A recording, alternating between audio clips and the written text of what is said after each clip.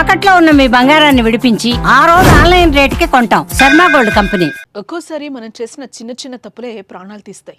ఏం కాదులే అన్న నిర్లక్ష్యానికి తోడు దురదృష్టం వెంటాడి జీవితం అర్ధాంతరంగా ముగిసిపోతుంది. ఇది నిజమే అనడానికి ఎన్నో ఘటనలు సాక్ష్యంగా కూడా ఉన్నాయి.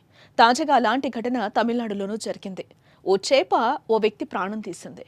నమ్మశక్యంగా లేకపోయినా చేప కారణంగా ఆ వ్యక్తి స్పాట్లో చనిపోవాల్సి వచ్చింది. ఇందుకే ఏం జరిగింది? అతడు ఎలా చనిపోయాడు?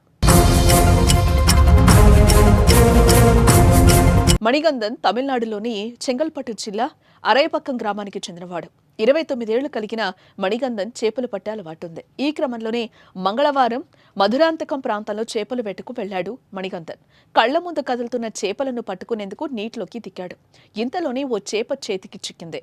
అదే సమయంలో మరో చేప కంటపడింది. వెంటనే మణిగంధన్ చేతిలో ఉన్న చేపను నోట్లో పెట్టి రెండో దాన్ని పట్టుకునేందుకు ప్రయత్నించాడు. అదే అతడు చేసిన అతిపెద్ద తప్పు. బతికున్న చేపను నోట్లో మణిగంధన్ పెట్టుకోవడంతో అది కాస్త లోపలికి జారిపోయి ఊపిరాడక ఉక్కిరిబిక్కిరయ్యాడు. క్షణాల్లోనే అక్కడ కుప్పకూలిపోయాడు. దీంతో చుట్టూ ఉన్నవారు వెంటనే మణిగంధన్ను జిల్లా ప్రభుత్వ ఆసుపత్రికి తరలించారు. కానీ అప్పటికే మణిగంధన్ ప్రాణాలు కోల్పోయాడు. చూసారుగా ఎంతటి దురదృష్టమో. ఎన్నో ఏళ్ల నుంచి చేపలు పట్టే మణిగంధన్ చిన్న నిర్లక్ష్యంతో అదే చేపకు బలయ్యాడు.